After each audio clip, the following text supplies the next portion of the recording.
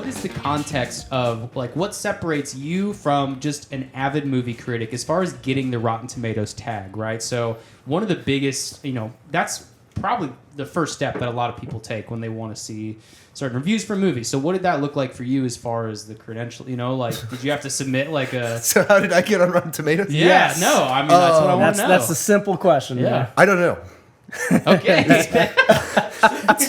I He really- doesn't know. I wish I did. That's fine. I'm trying to figure that out, actually. So about 3 weeks ago, I get on Instagram, get a direct message from someone, hey, congratulations on getting on Rotten Tomatoes. And I have a lot of really young subscribers that are high schoolers, and they get confused very easily. And so I read it and I went, Who's Tomatoes? I read it and I was like, all right, I'm not on Rotten Tomatoes. I don't know what this guy's talking about. I'm going to head on over there to figure out what he's talking about to try and inform this person that they're a moron graciously. So I head on over to Rotten Tomatoes to put this guy in his place for being an idiot. Look it up, Sean Chandler. Well, that's me. Why am I on Rotten Tomatoes? And then I start scrolling through it, and 38 of my reviews are on there. Whoa. And I look at it, and it's got my proper scores. Legal? And quotes from me. Like Whoa. actual quotes from my videos. I was like, What's going on here? And I go over to the page, and I start scrolling through it, like browsing, and it's like, that's my picture. That's my actual like logo. Dang. What is going on here? So I messaged the guy like, thanks, man. How long have I been on Rotten Tomatoes? Like asking, because I don't know. I don't know what's going on. And so I actually have a friend that's been on there for a couple months. So I messaged her to like, hey, do you have a contact? Because I found out I'm on Rotten Tomatoes, which is cool, but I didn't find out from them. Yeah. They've just been posting my reviews. Interesting. So then she gives me a contact email. I email the person, and they're like, I'm on vacation. It's like, okay. A week goes by, email, hey, they don't get back to me. A week after that, they respond back and they say, hey, we're kind of confused too. We've been emailing back and forth with you for 2 months. What? Is this a joke? No, this is real life? I can show you the emails. They think that they've been contacted. They think they're like, we've been emailing with you. Like, no, you haven't. What are you talking about? Like, so we're kind of confused. We'll get back to you in a couple days. So they email my friend. Like, is this the real Sean Chandler? I was like, this is the real Sean Chandler. Like, what's going on? Yeah. So then they email me back and they say, hey, this person, we've been emailing you, Sean, at blah, blah, blah, at gmail.com. And is that the email address you want to use for your Rotten Tomatoes account? Or do you want to use this one you're emailing us at? Like, well, the one that you're emailing me at right now is the one that's obviously mine, and it has my name in the in the domain. What a bold sales tactic on their end. Just And I've never controlled that email address. I don't know who runs it.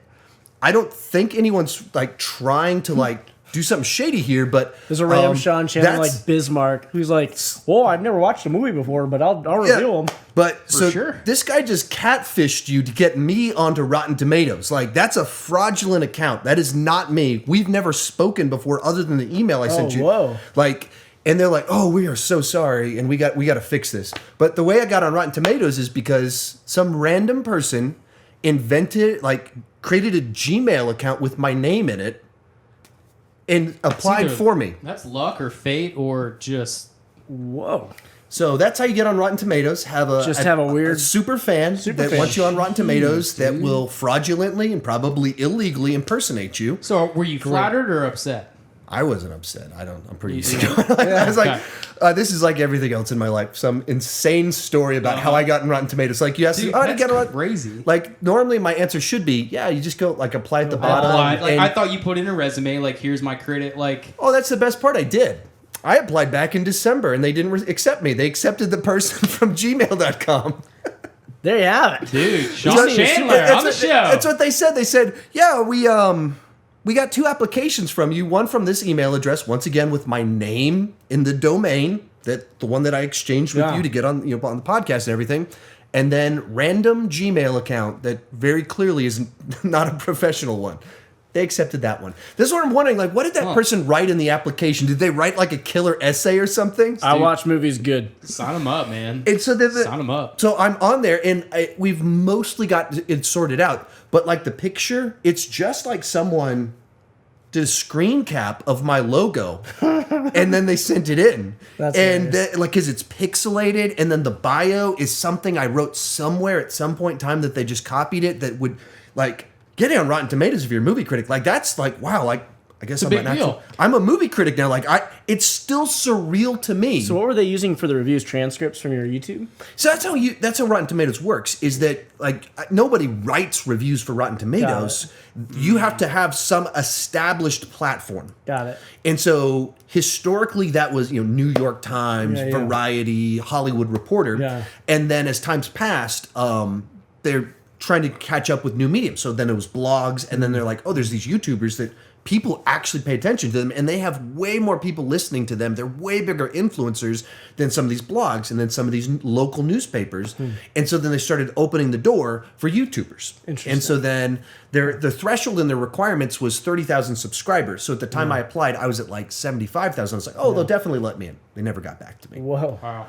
And so then fraudulent guy, catfisher guy, he applies for me, and they accept that one. It's like, what just happened? I love that. But so that's what it looks like. So basically, that's how they got my review. That's how it's supposed to work. So I've been meaning to email the email address, because I have the fraudulent email address guy. Like, hey man, thanks. are you just like a super fan? Like, that was cool. Like, did we talk on Instagram or something? Yeah. Because there are people asking me, like, hey, why aren't you on Rotten Tomatoes? I was like, because I don't put myself on Rotten Tomatoes. Like, I applied, they haven't gotten back to me.